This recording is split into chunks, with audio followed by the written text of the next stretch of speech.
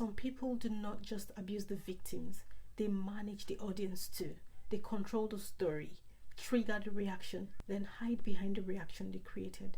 So be careful who you call dramatic. Be careful who you call innocent. You may be looking at trauma and calling it madness. You may be looking at performance and calling it character. Let me say something very important today, especially for people who have never lived through this kind of thing and think abuse is always obvious. You see, one of the most dangerous forms of abuse is abuse. And abuse is dangerous because it is designed to confuse everyone except the person living through it. Now, what do I mean by that?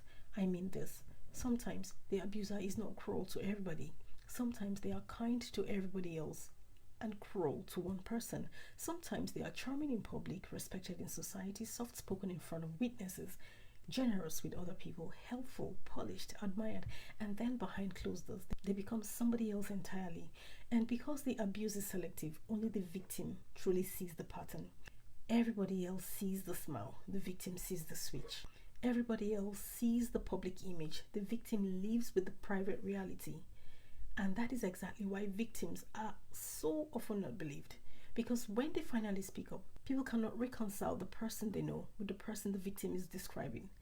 They say things like, no, not them, I could vouch for them. They could never do a thing like that. You must have misunderstood. Something is wrong somewhere, you're not thinking properly. But what they do not understand is this. The fact that they have seen the nice version does not cancel out the abuse. In many cases, that nice version is part of the abuse. It is part of the cover. It is part of the strategy and the protection. Because some abusive people do not survive by looking dangerous. They survive by looking good. And one of the most devastating parts of this kind of dynamic is narrative control. Narrative control is when an abuser gets to the story before the truth does.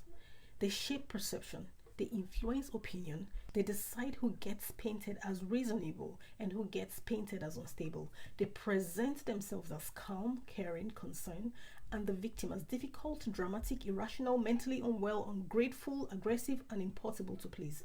And what is so sinister about this is that they almost never tell the full story. They will point to the victim's reaction, but they will never point to what they did to cause it. They'll say, look at how she reacted, but they will not say, look at how I provoked her. They'll say, she's always angry, but they will not say, I have been pushing her nervous system to the edge behind closed doors. They'll say, she is overreacting, but they will not say, I have been needling, humiliating, intimidating, confusing, and destabilizing her for a long time. That part somehow never makes it into the story. And this is what many outsiders fail to understand. A victim is not always reacting to one isolated moment. Many times they are reacting from cumulative harm. They are reacting from prolonged exposure, from constant tension, from repeated violation, from confusion, from fear, from being trained to live in survival mode. Their nervous system is already overloaded. So by the time people witness the victim react strongly to something that looks small, they think that is too much. Why are they reacting like this? That was not so serious. But what they are seeing is not a reaction from one small thing. They are seeing the eruption point from accumulated pain. They are seeing a body that has been carrying too much for too long. They are seeing what happens when a nervous system has been stretched beyond capacity. And to make matters worse, some abusers know exactly how to trigger the victim when other people are around. They may use a certain tone, a look, a gesture, a phrase, a private signal that only the victim understands. To everyone else, it looks like nothing. To the victim, it is loaded. It is history. It is truth, memory. It is the continuation of a pattern. So the victim reacts, and everybody watching thinks the victim is the problem. That is one of the cruelest parts of psychological abuse. The setup. The victim gets provoked. The victim gets dysregulated. The victim reacts. And then the reaction becomes evidence used against them. Meanwhile, the abuser stands there looking composed, innocent, misunderstood, and patient. And because many abusers are highly respected, older, even socially skilled, more established, more powerful, or more authoritative. People naturally lean toward believing them. That is the painful truth. People often do not side with the truth. They side with whoever appears more credible, and credibility is often shaped by age, title, status, social image, confidence, and who got to the story first. So sometimes the very people the victim runs to for help are the same people whose minds have already been influenced by the abuser. And that is tragic, because some of the people may genuinely care. They may genuinely want peace. They may genuinely want to help, but because they do not have the full truth, and because the abuser has already framed the victim as unstable or problematic, they are now trying to solve a problem they do not actually understand. They are mediating based on incomplete information. They are advising based on distorted version of event. And that is why so many victims leave those conversations feeling even more alone. Because not only are they being abused, but now the very people they hoped would help are unknowingly reinforcing the abuser's version of reality. That is how abuse becomes isolating, and victim starts to look like the problem. The abuser starts to look like the patient one, and the truth gets buried under image, authority, and performance. But let me say this clearly. A trauma response is not proof that the victim is the abuser. A dysregulated nervous system is not proof that the victim is lying. An emotional reaction is not proof that nothing happened. Sometimes it is proof that too much has happened. That distinction matters. And this is something mediators, family members, friends, elders, leaders, anyone trying to intervene needs to understand deeply. You may not have the complete truth. Just because one person seems calm does not mean they are innocent. Just because one person seems emotional does not mean they are dishonest. Just because someone is respected does not mean they are safe. And just because you did not witness the abuse does not mean the abuse did not happen.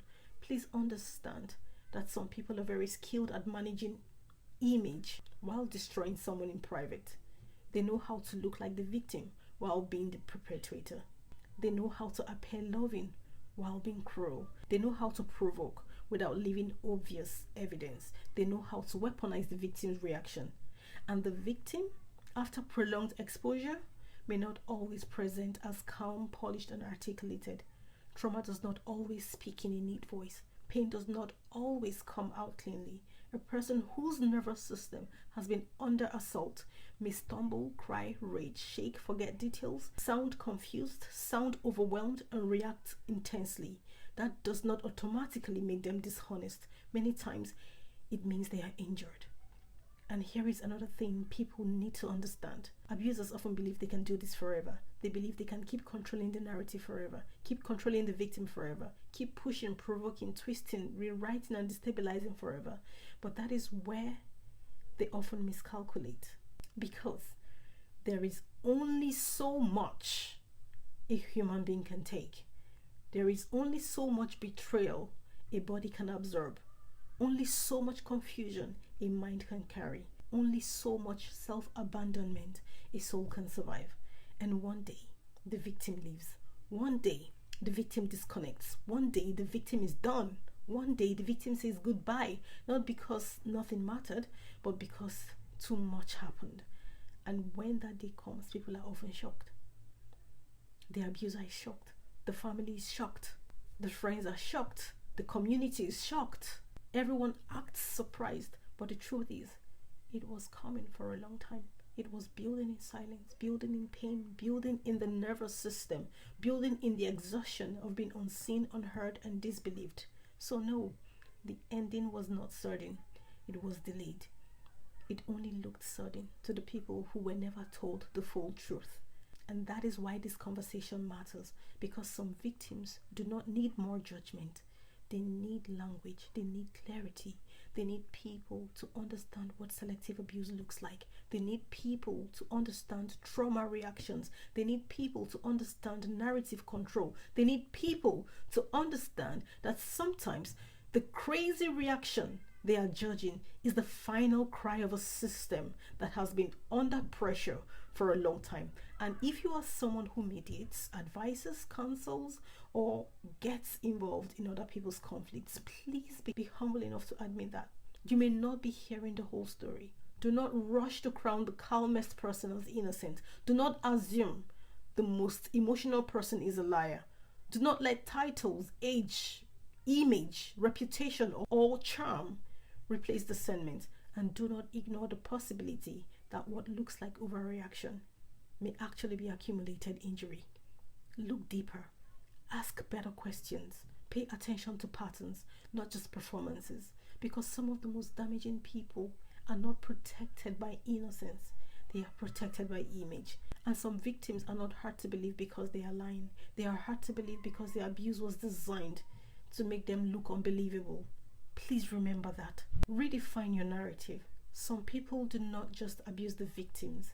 They manage the audience too. They control the story, trigger the reaction, then hide behind the reaction they created. So be careful who you call dramatic. Be careful who you call innocent. You may be looking at trauma and calling it madness. You may be looking at performance and calling it character. God bless you.